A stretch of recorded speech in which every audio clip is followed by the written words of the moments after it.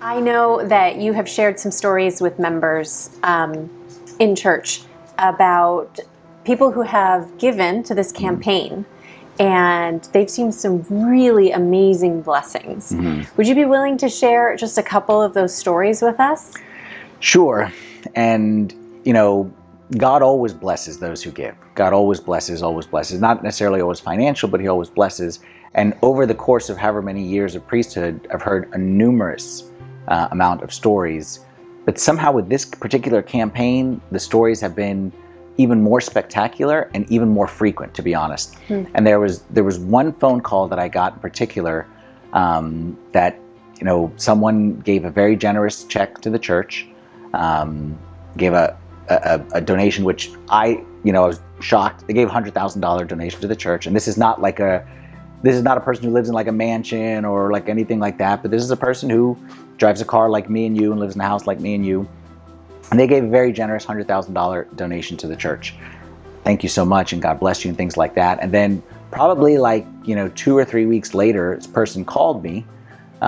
They gave the donation in December, and then this person called me on a Saturday morning in January and said, and people don't usually call priests on Saturday mornings. They know that's like my rest time, and it had to be important. It had to be important for him to call me on a Saturday.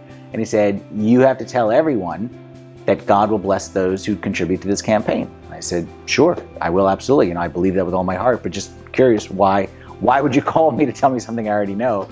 And he said, basically he just got his performance review or whatever it may be, and his increase in salary for 2021 ended up being more than his donation that he gave in that one check, the $100,000 check. And I kept thinking, wait, are you serious? Am I getting the math right? It was $100,000, right? Who gets a $100,000 increase? Right. And he said, I've never gotten anything like this before in my life. It's something that he's never seen. But for sure, he said that's because of that. And it's hard not to see that connection. Now, I told that story, without saying the name, of course, I told that story to some other people. Okay, I mentioned it to some people in the church. And another person then gave me a check and didn't mention anything about anything, just wrote a check, and I didn't even know the amount of the check that the person wrote. And this person then contacted me a month later, or 2 months, or whatever it was, and said, hey, you remember that story that you told about the guy? And I was like, yeah. And he started to tell me this story. And long story short, he gave a check for $7,000, which, again, very generous. Not $100,000, but he did the best that he could, and God bless him. That's fantastic. And he had a couple businesses. And during 2020, obviously, it was a rough year for so many business owners. And he, saw some losses.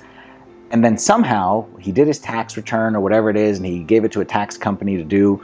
And he ended up getting a return of $49,000. So he told it to me, and I'm not getting it. He's like, I gave you a check for $7,000. And I'm like, okay. He's like, well, this is 7 times that amount. And of course, 7 is the number in the Bible of completion and perfection. So he's like, I feel like God blessed me 7-fold of what I gave. So my response to him was that you should have given more.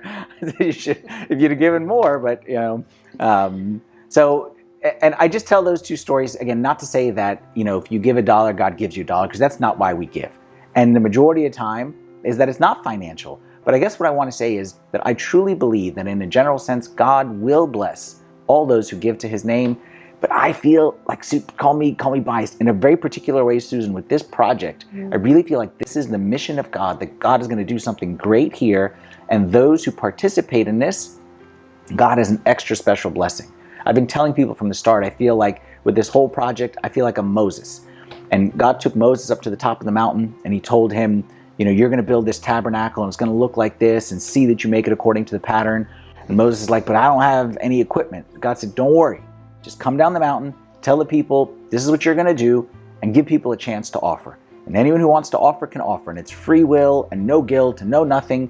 And Moses did, and people started giving. And then people started giving. And eventually Moses was like, there's too much stuff here. And then he had to eventually tell the people, stop giving, because they were giving so much because they had seen the blessing of God so much. And I believe the same thing here. I love both of those stories in that the people were just being faithful to what they felt called to do with no expectations and were so astounded by God. Absolutely. You know, I think that's really the cool thing about their giving. They weren't giving to get a blessing, Exactly. a financial blessing. They were giving because they believed in the mission and they wanted to do something to honor God. And the way it works, you can't outgive God. If you honor God and you live for His glory, then He finds a way to pour it back, that blessing in your life. It's really powerful.